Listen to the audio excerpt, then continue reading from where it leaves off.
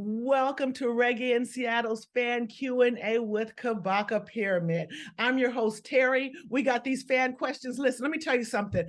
These fan questions was just coming in for Kabaka. So we're going to get to all that, but we're going to talk about this upcoming album. This album is fire. We're going to talk about that album. We're going to talk about his upcoming tour, the Welcome to Jamrock cruise. He's a staple on this cruise. So, I mean, I don't really know him like that, but because we're all on this cruise, he's Reggae Cruise family. Then we're going to get to those fan Q&A questions. So, Kabaka, thank you so much for being here with us. Man, give thanks, man. Big up yourself and all of the listeners and watchers of the platform. Yes, yeah. Well, listen, I got to thank you straight up. I appreciated that invitation to the Prelisten Party. Listen, this album is on fire. Now, I'm not just saying that because I'm like a fan, right? I'm saying it because when I'm sitting there, I was like, it's like the song would come either. It was like, even when the vibe was chill, I was just chilling with it. And I went, and next thing I know, Busha was in my ear, and I'm just like, oh my God. I like, it's like, no disrespect to anybody, but I just feel like I love his voice. We're like, Busha, he's in my ear, right? So as soon as that hit, I just was like, boom, right? Listen. So when you sitting there and you got all of us there, you got these DJs and journalists, so forth, and we're all there, and you see us responding real time to your new music, what you're putting out. How does that feel? It was a great feeling, trust me. Like, yeah, I really enjoyed the vibes of the listening session. When I did two of them so far. That was the second one. And I was a little bit reluctant or hesitant to do them because I never know what the vibe would be like. Because, we on Zoom, we're not in the same room, but it's a vibe still when you can see the reactions and the chat going off and the emojis and everything. And you know what I mean? And the reasoning after. Yeah, it's a nice vibe. I'm just humble to see the reception for the album for sure. Yeah, listen, like I said, it's when you see it like that, it is genuine and it's real, right? And so you're seeing their impressions, you're seeing how they're grooving with it. And I'm telling you, I groove with the whole album. We got 15 tracks, 15 fire tracks, right? Listen, this is another Gongzilla production. Big up to Damian Marley. If you don't know who Gongzilla is, I don't know where you've been, but that's Damian Marley. And he produced your last album, Contraband. Is that correct? He exec produced it, so he was the one who put everything together. He produced 5 of the songs himself in terms of the action and production. And this is is this a complete Gongzilla production? Yeah, everything produced by him. Yeah. How did that collab? I mean, how did you guys link up? Because it feels like magic, right? Yeah, first time was he sent me a rhythm like towards the end of 2014, and that ended up being the rhythm for Well Done. You know what I mean? I wrote the song to it, and then we flew up to Miami when he was mixing the song, and we just vibed in studio immediately. And just due to that vibe, he was interested in doing more production work and wanted to do a project with me. So we just really started recording music from like 2015, and we put out Contraband in 2018. And then, we really started working on this album really during the pandemic. So it just I've been kind of based out of Florida for maybe the last 4 or 5 years. So that makes it easier because he's in Miami. And I'm just in the studio with him all the time, like every week, you know what I mean? And it's just a crazy vibe. The chemistry is good and thing, How did all of these collabs come about? How did the collabs come about? Do you decide that like this is a song and you hear this person's verse on it, or do you guys again into the studio and you're like, let's do this? How did those come about?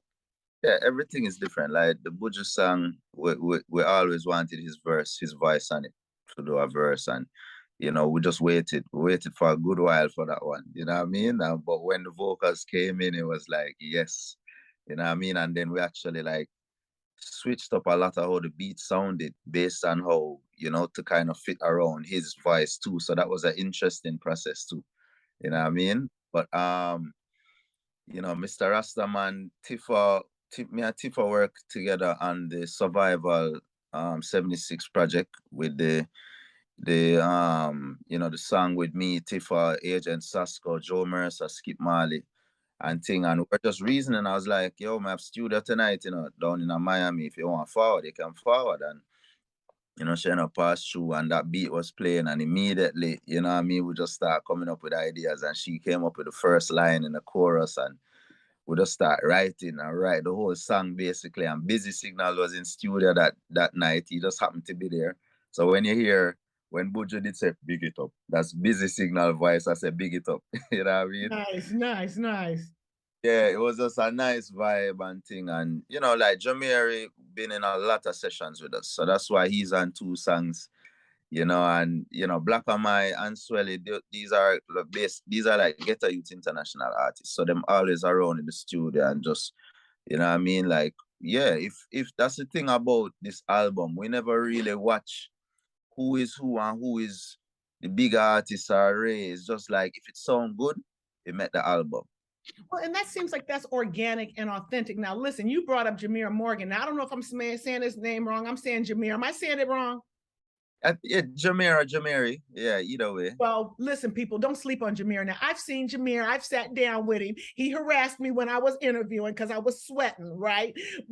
And I saw him and he harassed me. And, you know, Morgan Heritage came to town. You know, he was on the ticket and I hadn't seen him before then. I was like, wow, I really, really like this young man. But then I hear him on your album. I'm like, who is he? This is a whole different person. That soulful vibe that he brought out. I'm like, oh, I want him in my ear, just right here, right? You know, nothing sexual. I'm just a fan, but I want you right here, right? That's how his voice is so smooth. I really like what you got. And he's on there twice, like you said. I like the way he laid it down. Oh, for sure. He's a top singer, you know, top vocalist, and he actually wants to explore more of these kind of sounds, more of that kind of soulful R&B-ish kind of funky stuff. Like, so energy is a different vibe because you know, he does a lot of just straight reggae tracks, one drop and things like that. So it's nice to see the versatility from him and people get to hear him in a different light too, you know. Talk to me about Red, Gold, and Green. Now, listen, Red, Gold, and Green is going to be an anthem. Red, gold, and green. Red, gold, and green. Wave the banner from you, know your soul clean. Red, gold, and green. Red, gold, and green. Roots reggae music up in your bloodstream. Now, you see my stuff back here. You see that I'm green, gold, and red. Now, why is it red, gold, and green and not green, gold, and red? Now, am I wrong? That's what I need to know. Try singing green, gold, and red. I know I did. It don't go right. You know, Rasta always I say red, gold, and green. Like even remember a Sizzla song, I say red, gold, and green. Blaze up it alwa, lick about it alwa. You know what I mean? It's like, yeah, it's just a vibe. Like I think the Bobo Ashanti put the red on the top, but like Naya Bingi and the real Ethiopian flag, because when Ethiopia goes to war, the red is on the top. Exactly. You know, so the more militant kind of Rastafari, you know, houses that will put the red on the top, but the more, you know, Naya Bingi is like peaceful and just, you know, drumming and iritical, so the green would be on top with Naya Bingi. So yeah, a lot of flags you will see with the red on top still, you know. Yeah. Well, and that's why I chose green, by the way, because I did know that what you were saying about the Ethiopian flag, and I know that, you know, we, as far as socially, you know, I don't want to say we're at war, but we still have many ways to go, right? And so, but I still want to be about my peace as well, right? And so that's how I lean that way. But yeah, I tried to sing green, gold, and red, and it don't sound good at all. So you. Yeah, for sure. But I mean, you know, I believe on the artwork, I think we have the green on top. We should. Yeah, because we have the flag in the artwork and the green is on the top. So, you know what I mean? We still are representing in the rightful way. Well, sure. the video is I like what you did with the video. Just that. Yeah. And of course, you got strong like Junior Gong's flag man back there. Listen, I was on this cruise. See, I don't even want to talk about the cruise yet, but I saw a chick in the cruise on the first night. We just turning up. We ain't even left deck yet. And she's out there. She got her flag. She trying to be a flag woman. Me and my friends, we started taking bets. How long this girl gonna last? Yeah, how long did she last? Yeah, you got to be strong to do that. That's for sure. You said that track 10, which is Addiction, it was motivated, inspired by what you saw on the pandemic. Can you talk a little bit more about that? Yeah, I feel like the pandemic forced us to just stay indoors. So when you're indoors now and you're isolated, what you do, you end up on your phones and your iPads and your laptop. Even TV, I get outdated now without things that move. Everything is social media. So it kind of becomes an addiction, you know, and I know a lot of people. I personally don't like keep my phone close to me when I sleep because I know the radiation from it can, you know, it will give me like dreams and all weird dreams and all of them kind of. I'm wake up with headache and things. So, like for me, but I know a lot of people were just them have them phone right till them go sleep, or them have them phone under them pillow or beside them, and them wake up and it's the first thing them see as them wake up, them checking it. You know what I mean? So it's to me is really an addiction, and I feel like we have to be aware of it because we don't necessarily think about these things as addiction. Even online shopping too. Second verse I talk about like Amazon, and that's something where I really had an issue like for a good spelling of the pandemic. Like I always have something shipping and I check the tracking and you know what I mean, the next day and the 2-day delivery, and you know, I end up buying things that you don't really need just to feel a little lift and it feel a little boost when you know, say you have a like Amazon thing a forward and It's true. It's true. simple things like that. But I think we just have to be conscious of it, you know? You have to listen. I'm gonna tell you a point. Now, this is before the pandemic, but I'm gonna tell you. One time I heard the UPS man came, and I'm in a suburban area, so I'm like, I heard the UPS man come by, and I'm like, hey man, he didn't stop at my house. I gotta order something. Wait a minute. Let me just go order something so someone can stop at my door. Tell us about Grateful. That's one of the, you got Jameer Morgan's on that. What are you grateful for? Yeah, just, you know, life and family and friends. You know, when I think about my career as an artist, I've been fortunate to have two people around me who, you know, we was in the same high school class in first farm in Jamaica. And these are, you know, my management team, you know, Abby and Dwayne, and I'm just really grateful for them for keeping me grounded over the years but you know, making wise business decisions, and you know, we can reason about things on an intellectual level and really navigate the business, you know, because I'm an artist who I never really try run down hit songs in terms of trying to sing certain topics where it's not really things I want to be singing about, or it's things where, you know what I mean, not really positive, like positive vibration. That's been always my thing. And I've been able to navigate a path throughout this business, you know, and that comes down to how we navigate the business, how we really, you know, utilize the resources that we have, even when we never have no money or not like that. We still just, you know, find a way to make it work. That's why we say make things work too, and I'm grateful and all these things. So yeah, I just have to give thanks, you know. Well, and I think that that's why you resonate. When I was listening to this album, I was like, he is staying true to himself. You can tell that this is a man who has ideas. He has, you can see who he is, even just a little bit inside of his soul by what he's putting out. Because when you are writing these lyrics and they're coming from a place that's real, it's what's resonating from inside of you and comes out. And I think that when you put that authenticity, so some fire ass beats. Yeah, straight. You got fans, you got that love that you're producing that music it's resonating because it's positive, and we can still groove to it. Still groove to it. And I think it's important with albums to let people inside your world and your mental space too. Because it's easy to do songs that's just talking about what happens in the streets or the social commentary, but you know, you want your album to feel a bit personal too. You want people to kind of have something to latch on to with who you are as an individual, you know, things that, you know, unique stuff. So I think we touched on some songs like that, and you know, with the album that really let people know like what I'm about. Yeah, well, I can tell you, I'm gonna tell you what my favorite 3 songs are. Now I hate to do favorites, right? Because I hate to do that because I know enough about music and art that this is a creation from someone's personal space, right? And I don't feel that that's really something that can be judged. I think that everything isn't for everybody, but what resonates with you, right? So with that being said, I love to hear favorites. okay, well, I'm going to tell you my favorites. Yeah, please. Listen, Mystic Man, as soon as it came on, I know it's that Peter Tosh remake. It ain't a remake, but it's a remake. That as soon as it hit, and that's the first song on the album, good, right? Letting people know what they're getting, right? But straight up faded away. Listen, I love Buju's voice. I want him right here, like, girl, you know, right?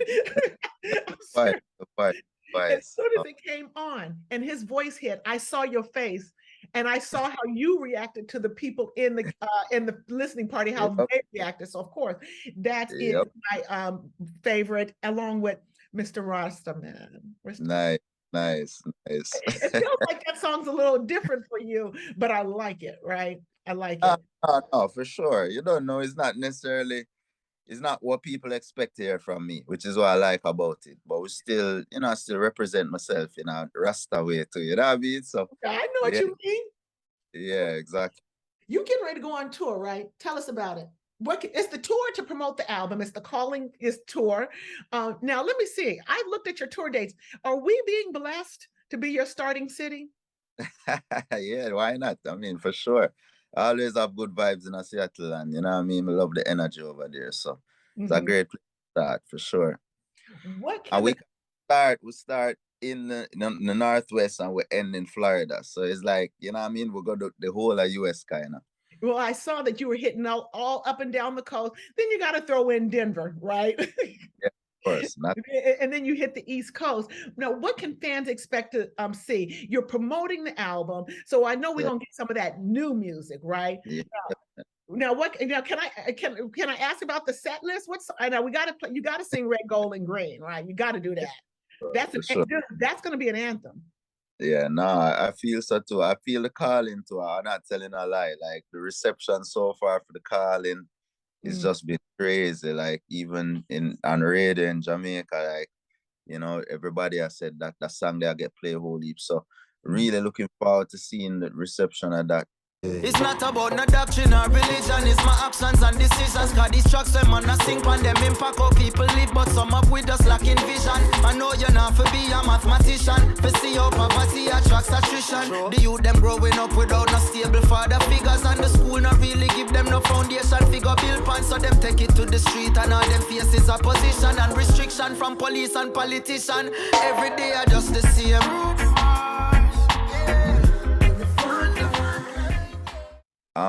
There's so many songs I want to do in my set on this album, but we actually start rehearsing next week, Monday.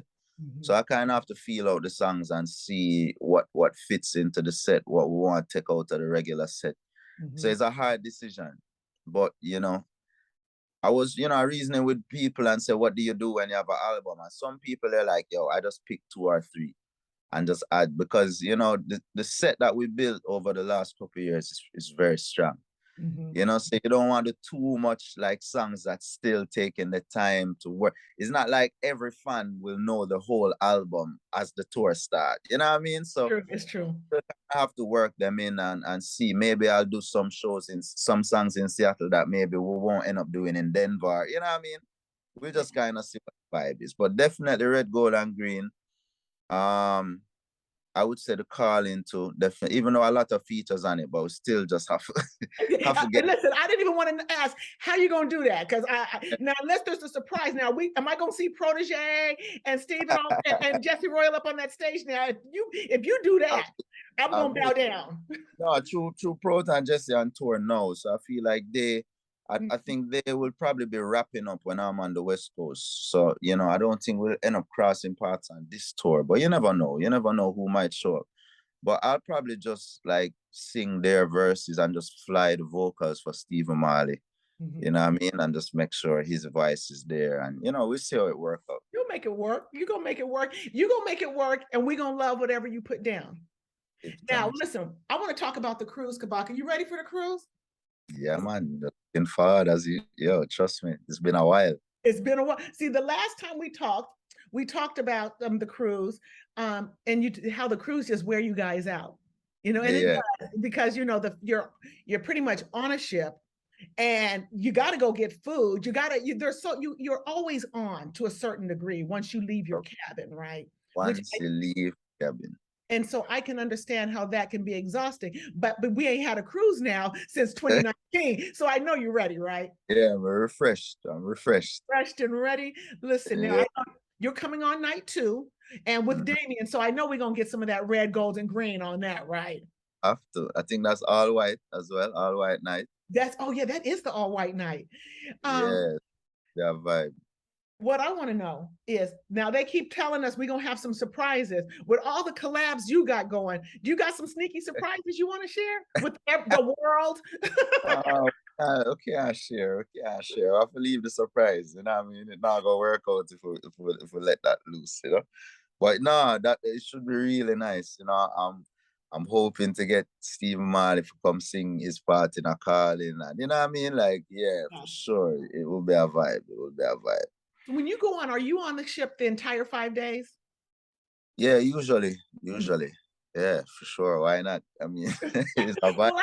Well, I saw that you're on day 2, so I know that you could be like, listen, I've done my part. I'm out of here. That's what I like. The last cruise I was on, I think, no, the last one I didn't perform. The one, I think 2018 I performed. And I performed on, I think, the last night. So that was kind of the most tiring cruise, because you're going, you're doing the whole cruise, and I think we did like the meet and greet is what wore me out.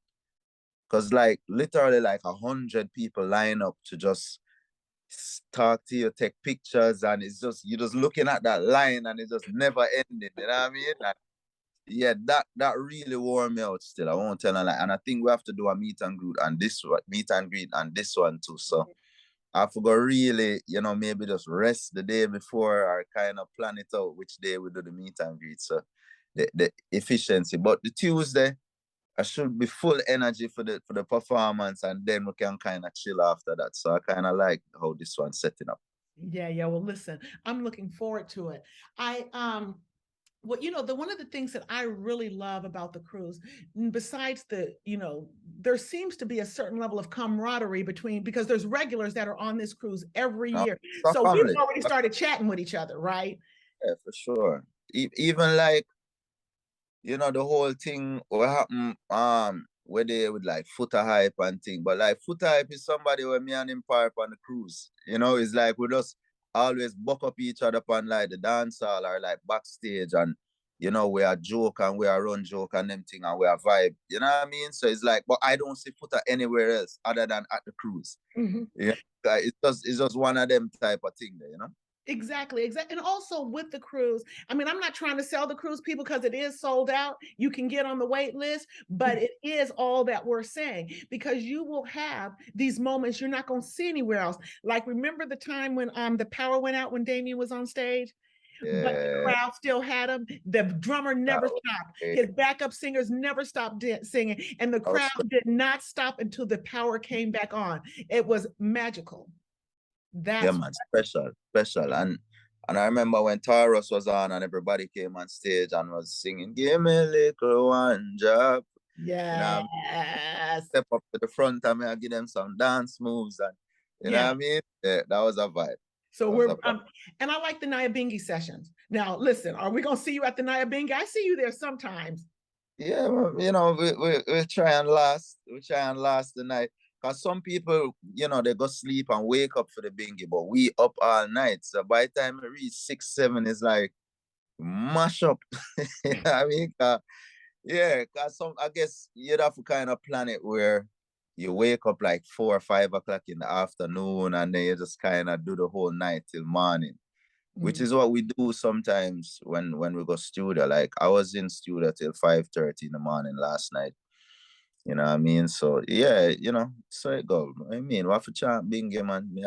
With Judah and the whole fam. Okay, Kabaka, let's do this. Which stage you're going to now? I sent you a document. It's a play on the game that was going around back in the day, which cafeteria table you sitting at, but we about that music. So I want to know which stage you're going to. Now, it's a difficult task and it's challenging. Now, I know that you got influences with Sizzler, but we're going to see. So tell us, which stage you're going to, Kabaka? You only can go to one. Am I going to watch or going to perform on the stage? No, you're going to watch. No, definitely stage 1. There's no doubt. You said stage 1.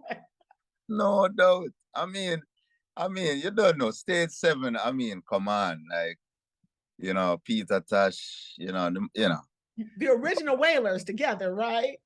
Original well. I mean, I should probably think about it a little bit still. Well, Even- and it's hard because they don't put Bob on one and now stage 6. I got mad love for Burning Spear, right? And so it's like, what are you doing? But you're at stage 1. I don't blame you. We got Shaba. Looking forward to Shaba on the cruise. Yes. I don't Hmm. so that that's a vibe for me for sure. Okay. I I feel would you. Wiki, just so I, I'm sorry, I go. would love to see the spectacle of stage 7 still. But I mean, come on, Sizzler, I'm an artist still. Okay, I didn't. Yeah. You got Sizzler and you got Buju. Along with Shaba. That's the fire stage right there. A problem. For sure. Listen, we want to go to these fan Q&A. These fans came in, they slid into our DMs, and they gave us questions. So we're going to go through them. I've kind of looked at them, and I think that they're mild enough. Can you talk to people? Jen in Raleigh, North Carolina, she wants to know, why are you vegetarian? Or are you vegan? I'm vegan, actually. Mm-hmm. For me, it just started with the Rasta journey. You know what I mean? When I sight up Rastafari and thing, it was, I identify with the Nyabingi, the Nyabingi House of Rastafari, and that is all about ITAL. No animal products, no harm to any animals, just living within nature and utilizing the vegetation that we have around us. And then I started to read like Layla Africa, African Holistic Health, and that helped me, fortify my ethics around eating and thing, especially for the African diet. And I just feel like that's how we're intended to live. I don't think we need to harm any animals to consume. I think we get our nutrients from a direct source from vegetables, just like how many animals get their nutrients from vegetables. And then we get secondary, nutrients and stuff from animal meat, but you get it directly from plants. So your body uses less energy to process it as well. And that's just been my journey. Like, me not really get sick like that, or me not have like regular doctor visits or anything like that. We just kind of live certain ways. So I just feel everybody's path is different, but I feel like especially we who ancestrally come from Africa and in the sun, I think we're not necessarily dependent on having to do like they used to have to make cheese so that the cheese could be stored, you know what I mean? Like during the winter, and it could last when there's no food and all of them kind of thing. But we have natural vegetation right throughout the year. That's how our ancestors, evolved. So I feel like it's really a diet, that especially for us still as Black African people, you know what I mean? I do know what you mean. I went vegetarian maybe 15 years ago, and vegan. And I don't call myself vegan because I still wear leather. Okay. Yeah. And so and I respect that, because I know that vegans, long before it became popular, it really was, like you said, it's about the animal cruelty aspect, right? But I do respect that. I'm leaning a little bit more away from that. But as far as my food, Yeah. I don't do any animal products. Yeah, of course. I got you. Yeah, and for those same reasons, health reasons. I had health issues. The doctors had me on medicines. The Mm-hmm. had me feeling like crap. When I went into the doctor to tell him the meds felt me like crap, I overheard him saying, he didn't believe me. So I got off the meds and I went organic and I went vegan. That's when I went vegan.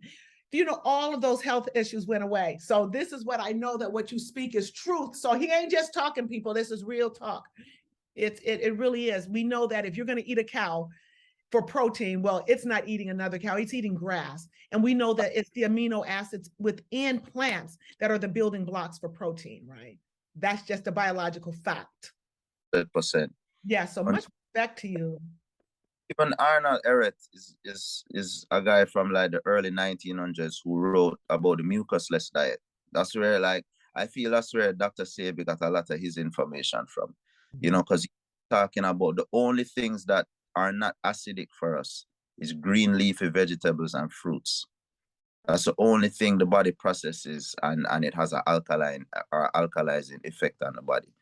You know, and this guy was writing about this 100 years ago. Like all of his books talk strictly about plant, and the word vegan wasn't around or anything like that, but that's what he was talking about. So yeah, it's scientifically shown, you know. Ghana, Ghana and Bosnia, we worldwide. But They want to know, do you play any instruments? I play a little guitar. You know, I can strum some chords, I can stretch some chords on guitar. You know, when I usually I just really learn instruments so I can produce with them. I make stuff right now. I'm in my home studio, so I have a couple of guitars over here. You can see. Nice, Yeah, nice. yeah, I like to play guitar. I can do some basic things on piano too. You know, just to keep the beat making process going. I think that's it. I don't really have any experience with anything else, any other instruments. But you know what? You're a writer.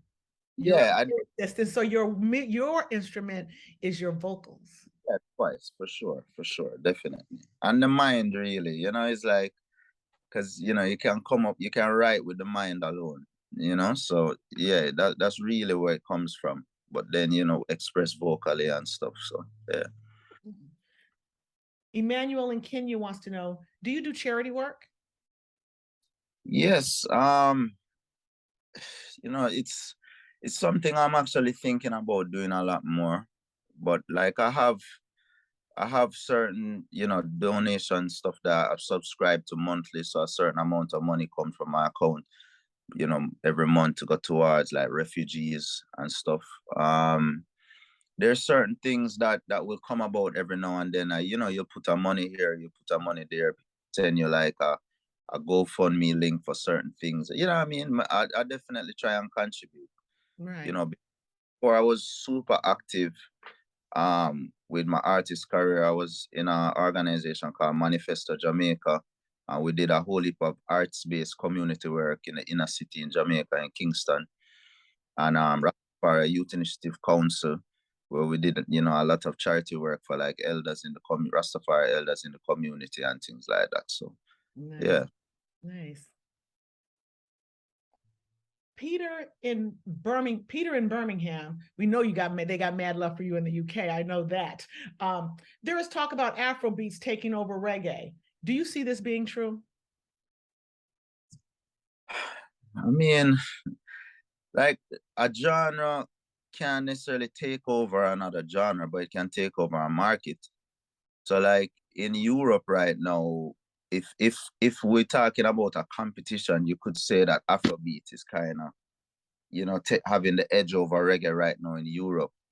You know, I could see that being the case in UK, just in terms of what. All right, how do you know if a genre is ahead of another one? You know, sometimes it can be the clubs. You know, are the clubs changing from reggae venues to Afrobeat venues? Or is it the radio stations? Are they playlisting more Afrobeat songs?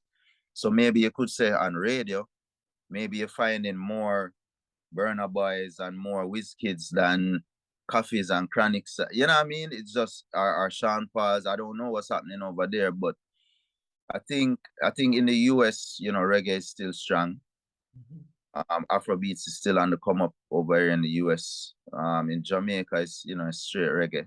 You know, Afrobeat definitely appreciated in Jamaica, but you know, you probably have to talk more about even soca in Jamaica than Afrobeats right now. You know, soca is huge in Jamaica right now. So it depends. It depends. But you know, I like I like the model of Afrobeats. I like the consistency of the music.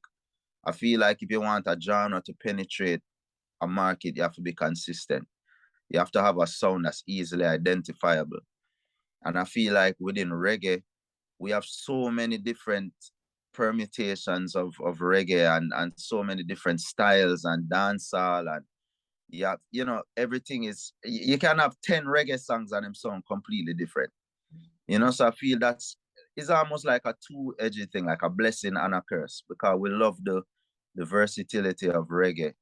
And you know, we can have enough different types of songs in our live show, and You can go old school dancehall, you can go modern, you can go reggae with a little trap in it, you can go straight one drop, you can go Dan Carly on one drop, you can go Bob Marley one drop. It's like it's enough different type of things, but Right.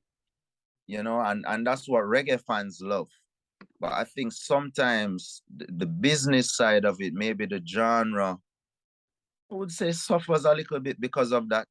Because all right, you will like have certain people who are reggae fans because of Sean Paul. But then those reggae fans, you know, they might not even like Bob Marley's music. You know, even though everybody love Bob, but you get what I mean. I was gonna say that, but I know what you're saying though. But you know, because Sean Paul comes out and he's reggae, but you know, he's really more dance hall, and but it's still that reggae vibe, and they'll like him. But then when you come around to that real true reggae, they're not trying to hear that. No, exactly. And that's the thing is, even on if you go to iTunes right now and you click reggae, dancehall is there. So there's no separate genre, technically speaking, in terms of how music is separated into genres worldwide. But we as the fans know dancehall different. Mm-hmm. But that is something that, you know, I'm kind of it's two sides of, I'm on the fence as to whether dancehall should be separated, because I know that we suffer because all right, Jamaica doesn't have the biggest population in the world, but reggae music has spread throughout the world. But when you check Afrobeats and reggaeton and some of these genres, they're big they originate from countries with huge populations. So just their homegrown support drives up their numbers and their streaming numbers a lot more than even reggae, because our home support is technically really Jamaica. You know what I mean? So it's like if you go separate reggae and dancehall now, it's like you're separating even numbers that are less than other genres, and then you're gonna divide it even more. You know? So That's true. but then if you separate dancehall and it became a thing on its own, maybe it could start having the kind of worldwide impact like Afrobeats, because a lot of people around the world just want to dance. They want to hear music in 90 to 100 BPM that plays in clubs very easy. Whereas the kind of 70, 80 BPM of reggae, you know, it doesn't translate easily to certain world music scenes. You know, so is that a conversation? It's true, and well, it's a conversation. Is true, and I like what you said. That is it. Where is it taking over? It is it in the clubs? Is it on the radio? And so you know that's really more perception than actual factual, right?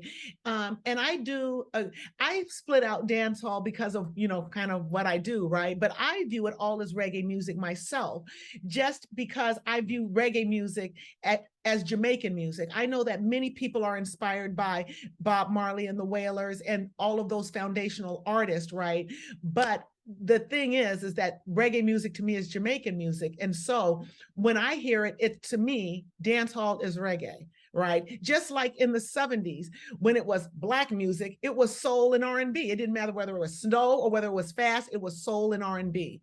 And so I view it the same way as well. So I do see what you're putting out there, right? Right, the parent name. You know, everything kind of falls under reggae as the wider Jamaican music. You know, and then you have dancehall, trap, you have ska, you have roots rock, you have dub, you have rubber dub. All of these things, they kind of just come under the whole thing of reggae. You know, if you check it, maybe not historically, but like that's how it's viewed now. You know. Mm-hmm. What are you an herbalist? Yeah, I use herb. Then let me ask you, indica or sativa?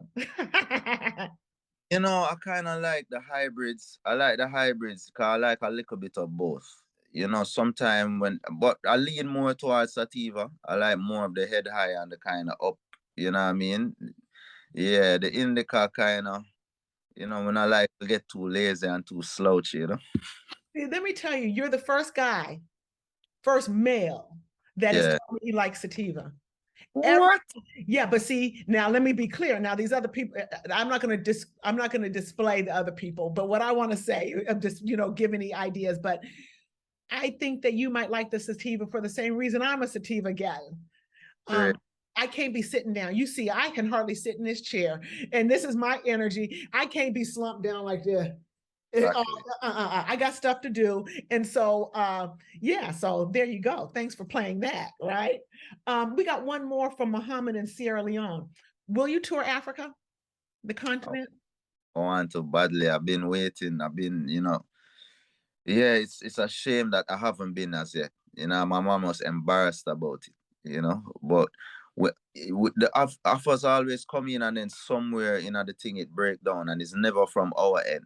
It's we come with a figure and then they say, all right, we can do a little bit less, and then it's like, yeah, so we work with it, or how can we strip down the numbers to go? But I don't know, I might have to just go with a DJ and just, just go there and put the thing and soak up the vibes. Cause, we like to tour with the band and really express the music that way. And that's kind of my brand as a band artist, a live artist. So, I've been waiting for the right time to go with the band, but I don't know. I just have to go right now. It's rough. Well, I can tell you that we as a fan, I prefer to see a van than you singing to tracks. But you're gonna give them. I know that the type of artist that you are, whatever you come with, you're gonna give them that best that you got at that time, right? So they still gonna get a good show. Yeah, definitely. No Definitely. Doubt.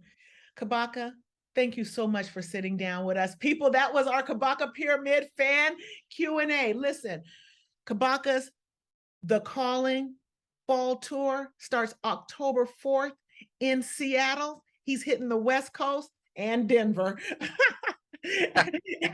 And he's hitting the East Coast. Do not sleep. I'm telling you, on this tour or this album, his album is being released next Friday, September 30th. Be there, and it's on all those streaming and the music purchasing, because we purchase music to support our artists platforms, right? And until next time, peace and blessings. Thank you so much, Kabaka. I appreciate it. Bless up.